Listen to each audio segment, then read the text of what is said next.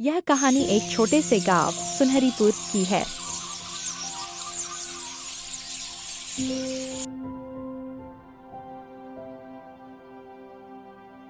गांव सुनहरीपुर में एक गरीब परिवार रहता था। माँ सीता, बेटी पूजा और पिता विक्रम एक टूटी फूटी झोपड़ी में रहते हैं। झोपड़ी की छत टपकती थी और दीवारें जर्जर हैं।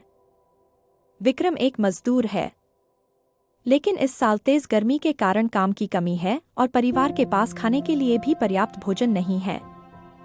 सीता चिंतित होकर बोलती है, विक्रम, इस बार गर्मी बहुत तेज है। पूजा की तबीयत खराब हो रही है। कुछ करो, नहीं तो हम सब मर जाएंगे। विक्रम निराश होकर बोलता है, क्या करूं सीता, काम नहीं मिल रहा है। जमींदार ने कर्ज के लिए धमकी दी है। अगर हमने पैसे नहीं दिए तो वह हमारी झोपड़ी छीन लेगा। गांव का जमींदार राणा सिंह उन पर कर्ज के लिए दबाव बना रहा है। राणा सिंह ने उनकी जमीन और झोपड़ी को हड़पने की धमकी दी है। सीता और पूजा घर का काम संभालती हैं, लेकिन उनके पास कोई आशा नहीं है। इस साल गर्मी बहुत तेज थी।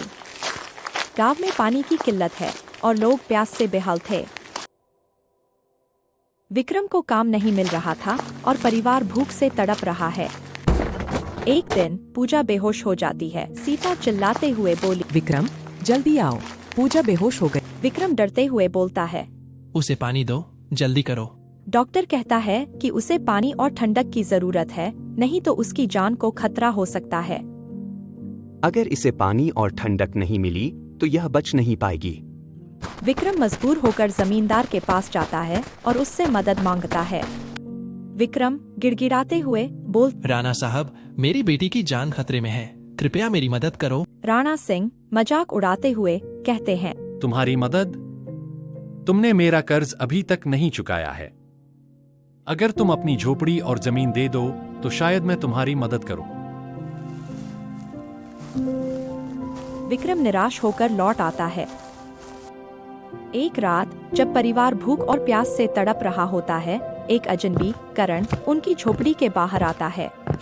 करण गंभीर रूप से बोलता है, मैं तुम्हारी मदद कर सकता हूं, लेकिन तुम्हें मेरी एक शर्त माननी होगी।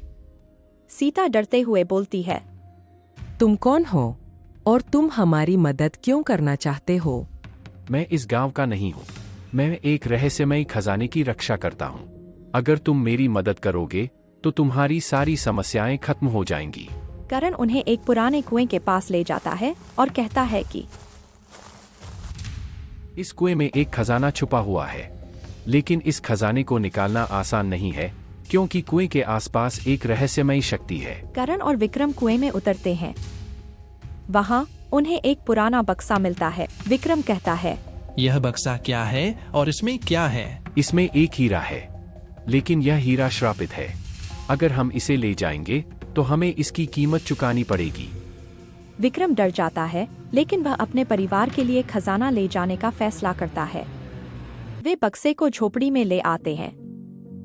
अगले दिन जमींदार को पता चलता है कि विक्रम के पास एक खजाना है। वह अपने गुंडों के साथ झोपड़ी पर हमला करता है। राणा सिंह गुस्से में बोलता है, विक्रम, तुम्हारे पास जो खजाना है वह मेरा है, इसे मुझे दे दो। यह खजाना मेरे परिवार के लिए है, मैं इसे तुम्हें नहीं दूंगा। तभी करण अपनी असली पहचान बताता है। वह एक भूतपूर्व सैनिक है जो इस खजाने की रक्षा कर रहा था। वह जमींदार और उसके गुंडों को मार भगाता है, लेकिन करण को गंभीर चोट लगती है। करण विक्रम को बताता है कि खजाने को वापस कुएं में रखना जरूरी है, नहीं तो यह श्राप उनके परिवार को नष्ट कर देगा।